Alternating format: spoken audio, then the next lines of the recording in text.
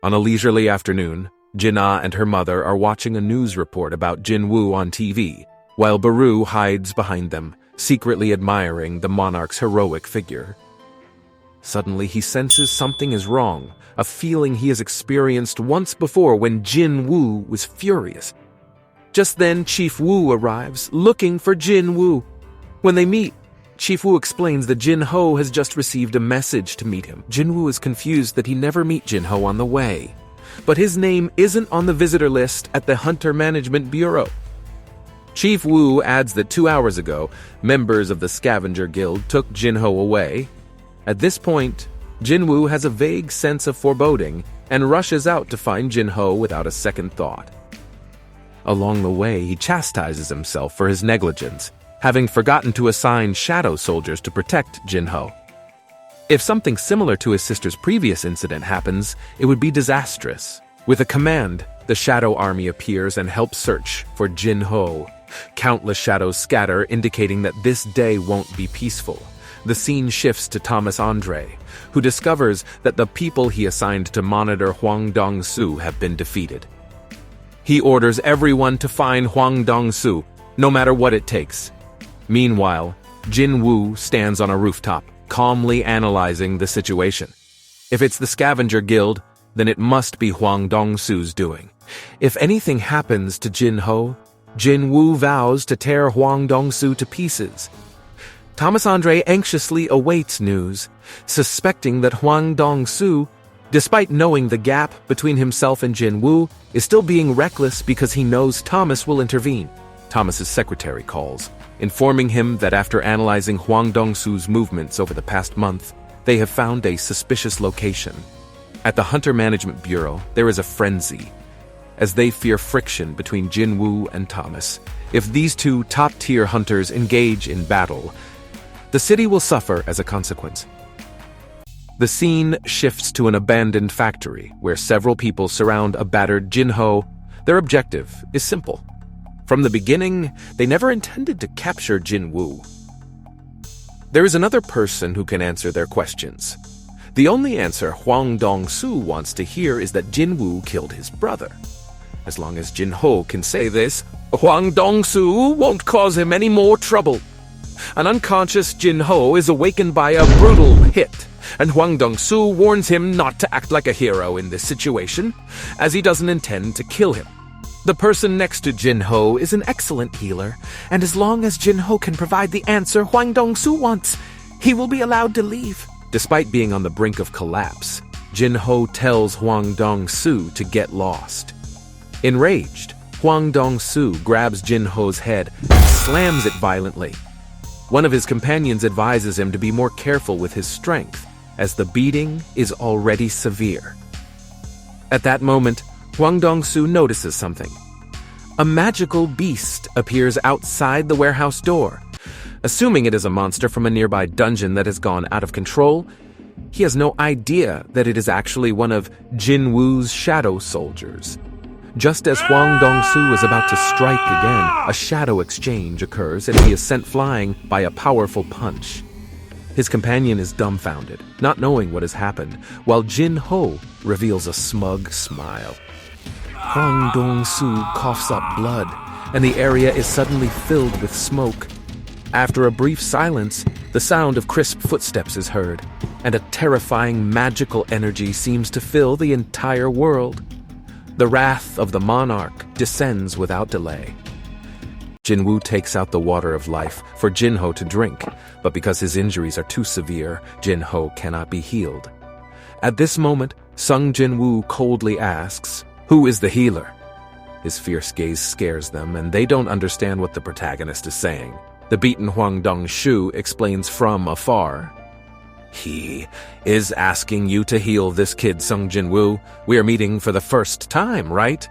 Jin-Woo is already furious, warning them to heal Jin-Ho quickly. This guy just doesn't know when to stop, rambling on and on.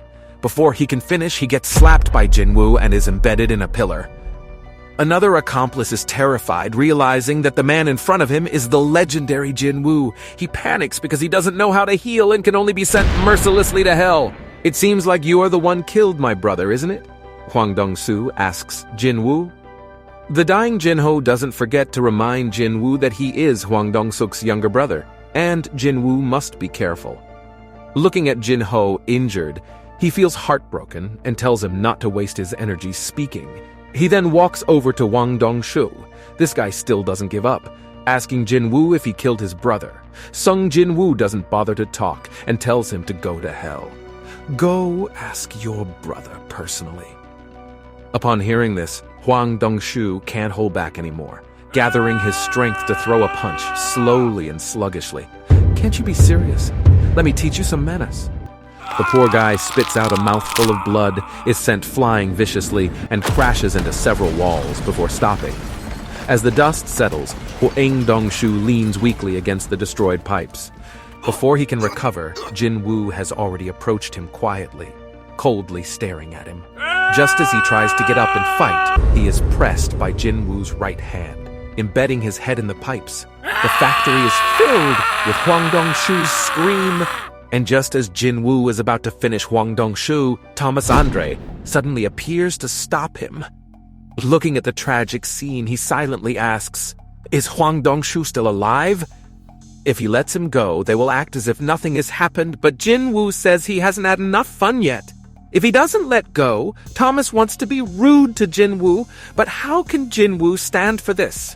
He casually throws Hwang Dong-shu away. At this moment, Hwang Dong-shu thinks his plan has succeeded. As an important member of the guild, Thomas can't possibly stay out of this matter, which is really great, using others to do his dirty work. Just like that, the two top powerhouses finally confront each other. At this moment, Jin-Woo's anger reaches its peak. No matter who you are, it doesn't matter. When has Thomas ever been so disdained? With a big stretch of his hand, he prepares to capture Jin-Woo. At this time, the personnel outside are gathering, and all the Scavenger Guild members rush to support. Before they even enter the factory, they hear a loud bang, and as the dust settles, it turns out that Thomas is sent flying. The members worryingly ask if their leader is all right, and he waves his hand, striding forward. At this moment, on Jin-Woo's side, he is carefully instructing Igris to take Jin-ho to the nearest hospital for treatment. With a dragon chant, Kaizul and Igrita fly high. On one side is the most powerful national-level hunter Thomas Andre's team, and on the other side is the powerful army from the Shadow Monarch. The battle between the two sides is about to start. Thomas can't help but get excited. Just a moment ago, he was sent flying by a single punch from Sung Jin-Woo. If he wants to regain his dignity, he has to kill the arrogant Jin-Woo in front of everyone. Thomas gives Jin-Woo last warning. "It's not too late to admit your mistake now. I'll spare your life." Jin-Woo responds with a hand gesture. "You're telling me, the Shadow Monarch, to admit my mistake?" "You're really asking for it." Thomas starts to strengthen his body, gradually swelling up. The Scavenger Guild members are all set and ready, and the Shadow Army is not showing any weakness. Under the joint command of the two top powerhouses, the war breaks out. Both sides rush forward. The Scavenger Guild sets up shields first, preparing for resistance. Just as the Shadow Army is about to attack, there's a loud bang, and the Shadow soldiers are instantly scattered among the dense troops. It turns out that Thomas charges in first. At this moment, Tusk blocks his path, but he doesn't pay any attention to it. With a charged jump, he pierces through the Tusk's body and lands inside the warehouse. Thomas looks at the guild members being besieged with anger. As they fall, Jin-Woo looks at him relentlessly. Unable to bear it any longer, Thomas charges at him. Iron prepares to intercept, but with a wave of his hand, he is split in half. Looking forward, Jin-Woo is nowhere to be found. Suddenly, he attacks from below, landing a heavy stab on Thomas's waist. However, for the thick-skinned Thomas, it's not a big deal. With a wave of his hand, he sends Jin-Woo flying. "You're underestimating the national-level hunters." Then, Thomas uses his psychic power to capture Jin-Woo, not forgetting to mock the difference in strength between them. "How desperate is the gap between our powers? How confident are you?" Jin-Woo uses the ruler's authority to push Thomas back continuously, and Thomas panics. "What's going on? How can I be suppressed?" Jin-Woo takes advantage of the reaction force and comes at him with a heavy punch, not holding back, landing it on Thomas's face. How is this possible? I'm sent flying again, and even coughing up blood.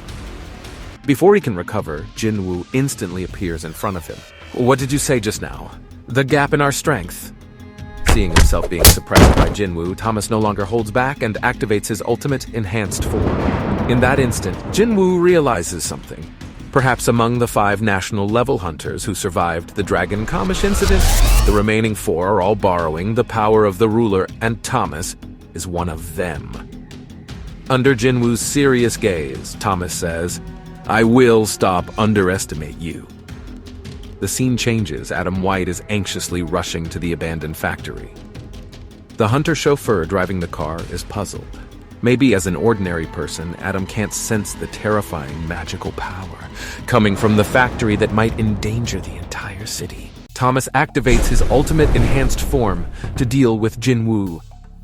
His surroundings instantly collapse and shatter, and a terrifying shockwave forces Jin-Woo to dodge in midair. Thomas uses a capturing skill, and the energy circles in the air seem to swallow everything like a black hole. Fortunately, Jin-Woo has the ruler's authority, or else he would be drawn in. A massive explosion levels the area, and even the Scavengers Guild members are not spared. At this moment, Thomas is aiming for Jin-Woo, who is standing high above the ground. Jin-Woo counters with a kick, soaring into the sky. Thomas won't miss this opportunity, quickly using his psychic power to capture Jin-Woo. Jin-Woo uses the ruler's authority to speed up and close the distance, apparently wanting a head-on confrontation. As their fists clash, a terrible energy surge breaks through the sky, and even Thomas's enhanced body is not enough.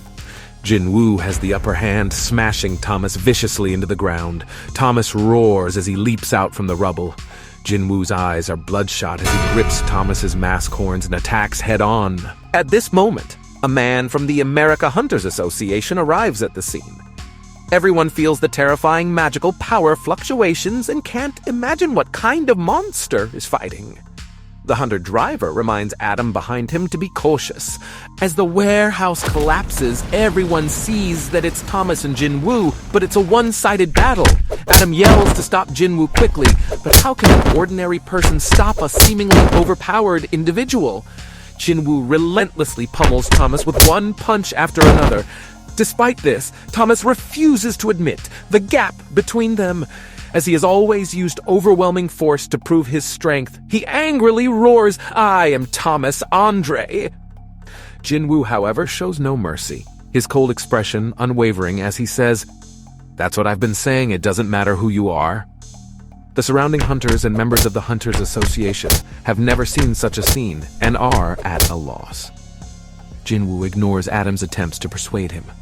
Under Jin-Woo's relentless beating, Thomas is on the verge of unconsciousness and has no choice but to admit defeat verbally. Jin-Woo immediately stops his attack, and everyone finds it hard to believe what they're witnessing. The seemingly invincible Thomas Andre has been beaten to such a state. If news of this gets out, it will undoubtedly cause a massive upheaval. All the healers in the area spring into action, barely able to maintain Thomas's vital signs. If it were anyone else, they would have died 10 times over. At this moment, an employee reports that Hwang Dong-soo has stopped breathing. The scene shifts to the top of a skyscraper where Jin-Woo is chatting with a shadow soldier. Jin-Woo uses his shadow exchange with Baru, who goes to the hospital to heal Jin-Ho. Suddenly, the shadow soldier asks the king to bestow a name upon him. Jin-Woo suggests the name Greed, since he died being greedy. How does that sound, Hwang Dong-soo? Next day in America, Jin-Woo is photographed by reporters with an international conference scheduled for today. The deputy director explains Hwang Dong-soo's crimes to Jin-Woo, but Jin-Woo is preoccupied. His only purpose in attending the conference is to resolve the doubts about his father in his heart. As the doors open, all attendees look towards Jin-Woo, and most are impressed by his formidable power. Jin-Woo slowly descends the steps, amidst the murmurs of disbelief that he has sent the invincible Thomas Andre to the hospital. If it weren't for Jin-Woo holding back, Thomas's medical insurance would be in debt. After a while, Dr. Belzer begins the conference, presenting a global map and explaining the locations marked with red dots. Cities where magical power has surged recently. The city with the highest concentration of magical power is Seoul, South Korea, which makes everyone think of Jin-Woo. However, Dr. Belzer clarifies that if Jin-Woo could cause such a gathering of magical power, he wouldn't be a mere hunter. Jin-Woo notices that there are 9 locations with high magical power on the map. Could it be related to the number of monarchs? At this point, the director of the America Hunter Administration appears, informing everyone of a crucial piece of news. About 2 weeks ago, national-level hunter Christopher Reed was tragically killed. Everyone looks at Jin-Woo, who is the only person present who could defeat such a powerful figure. But he remains unmoved by the gossip. The director also reminds everyone not to misunderstand, as there are leads on the suspect. Soon after, a photo of Jin-Woo's father is revealed. Although no one knows the man's identity, just looking at his appearance makes people think of Jin-Woo. Seeing Jin-Woo behind them, they suppress their curiosity and assure themselves it isn't, since they can't really tell Asian faces apart anyway. Jin-Woo struggles to understand why the prime suspect is his father, who disappeared 10 years ago. The director continues to brief everyone. The suspect was discovered in a gate on American soil and has since been determined to be a beast that can speak a human language. Since the suspect speaks Korean, they bring in Hunter Hwang Dong-soo for questioning. However, a battle erupts, and the S-rank Hunter Hwang Dong-soo was defeated, and the suspect escaped. Thus, they think there was a high possibility that other powerful humanoid beasts that also escaped from different dungeons all went after Christopher Reed at once. This is the conclusion they, at the Bureau, have come to. In a video file, the suspect's words catch Jin-Woo's attention. "Don't you ever step foot in Korea. This isn't for my son, but for you, because you will never rest in peace, even in death." After questioning the summoned shadow soldier Hwang Dong-soo, Jin-Woo is even more certain that this is indeed his father. Following the director's announcement of an international arrest warrant for the suspect, everyone can't help but inquire about his identity.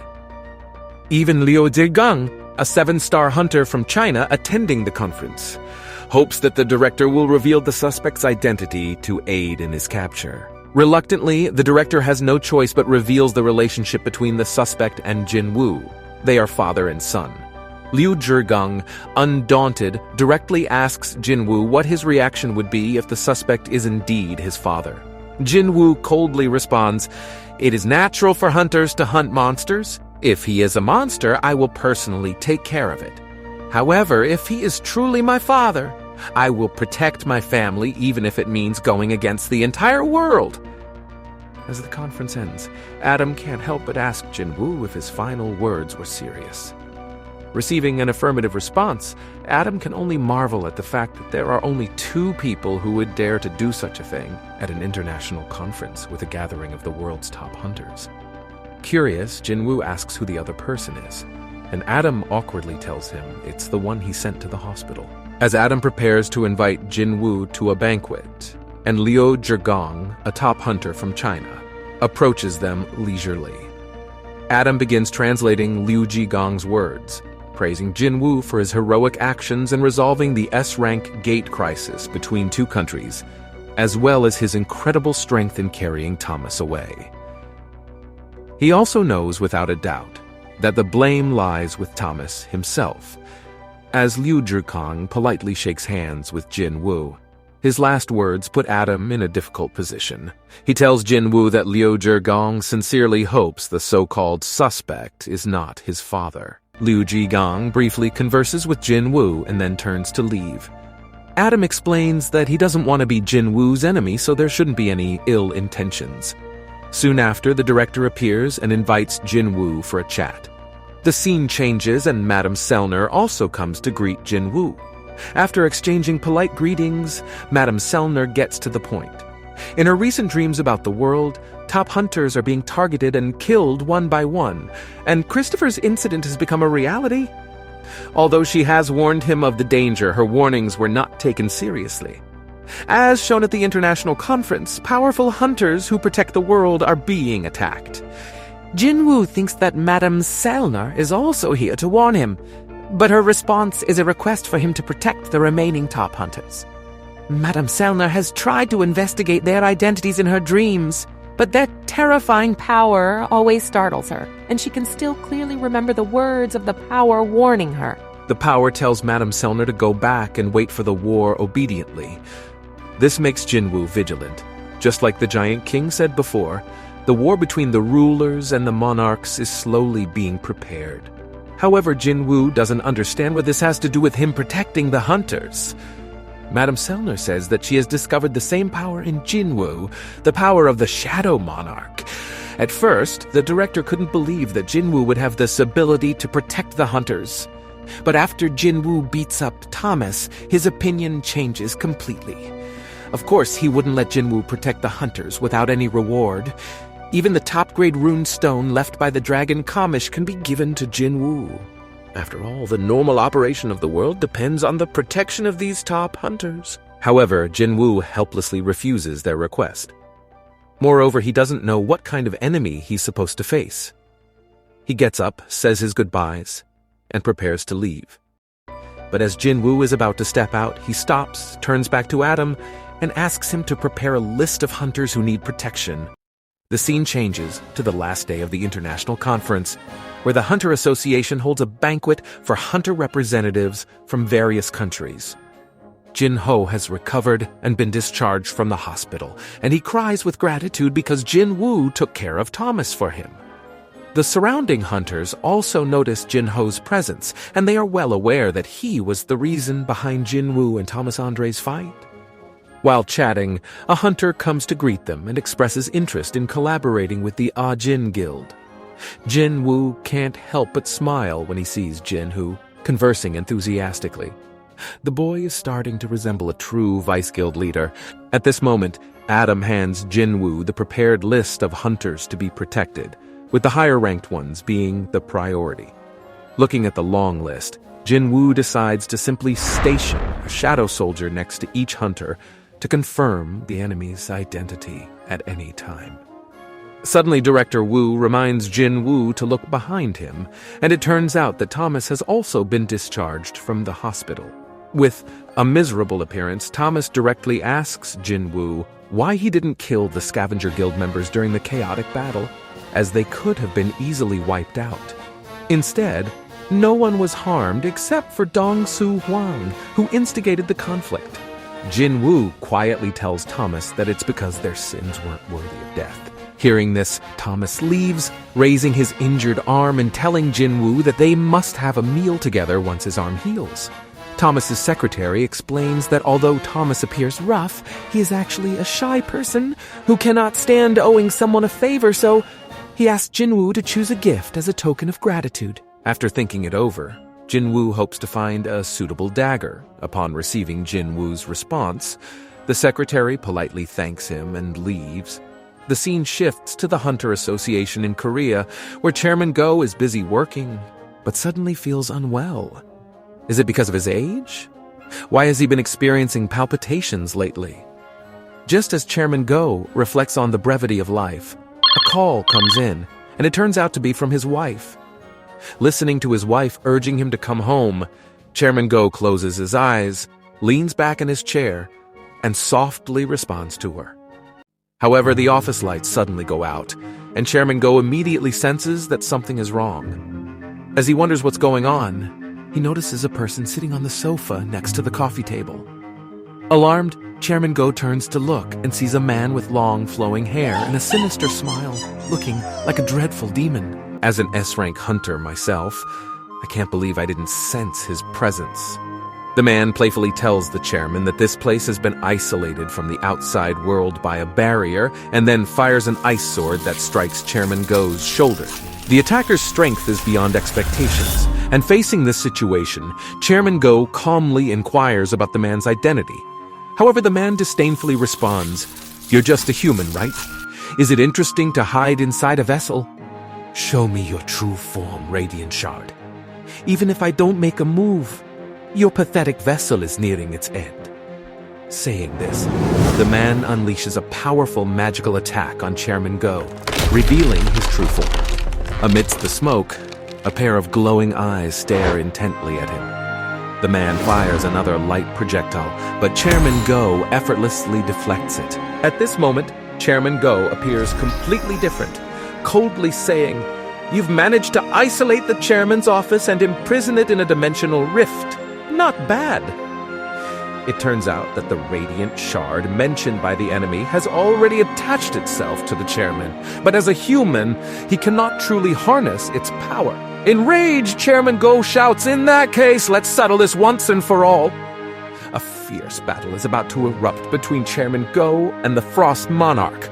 Both sides are fully prepared, and golden radiance surrounds Chairman Go.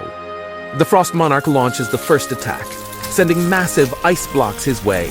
However, Chairman Go is no pushover. His powerful body ignores all attacks. He gathers his strength and throws a punch at the Frost Monarch. Unexpectedly, an ice needle suddenly shoots out from the enemy's body, narrowly missing Chairman Go's head. In his anger, Chairman Go throws another powerful punch. The Frost Monarch simply raises his hand and freezes half of Chairman Go's body. Fortunately, the power of the Radiant Shard shatters the surrounding ice. Both sides then pull apart and adjust their states. Chairman Go knows that he must seize the opportunity to swiftly defeat the enemy while on the move. However, the Frost Monarch has already seen through everything and quickly evades the oncoming attack. Just then, Chairman Go stumbles and falls to one knee. The Frost Monarch taunts, "It seems your vessel is reaching its limit, huh? The Radiant Shard isn't that impressive after all, is it?" The words had just left his mouth. The Frost Monarch's right hand transforms into a weapon and instantly strikes. The worst-case scenario still occurs. Chairman Go is pierced brutally through the chest. Meanwhile, the Frost Monarch continues talking to himself. "Poor Radiant Shard, even if you find a new vessel, it will take a year or two, right? By that time, our army will have already arrived. Your mistake lies in wanting to protect the inhabitants of this world." Suddenly, Chairman Go firmly grips the ice blade with his hand and coldly tells the Frost Monarch, "An unexpected variable has occurred beyond your imagination." With his last bit of strength, he unleashes an energy attack. Although it only momentarily puts the Frost Monarch in danger, was this his final trump card? It merely broke the barrier. What the Frost Monarch didn't expect was for an ant soldier to suddenly escape from Chairman Go's shadow. He disdainfully asks, "What use is a powerless inhabitant? Wait, what's this? A shadow fragment? Could it be a subordinate of the Shadow Monarch?" Saying this, he hurriedly chases after it. The Frost Monarch, holding an ice barrier, leaps down from a tall building. Just as he is about to kill the ant soldier that is acting as a messenger, his attack seems to be blocked by something. With a horrified expression on his face, Sung Jin-Woo appears and easily grasps the Frost Monarch's scythe, then fiercely grabs his throat. The terrifying power of the shadows renders the Frost Monarch immobile. Sung Jin-Woo coldly asks, "What are you, an ice cream?"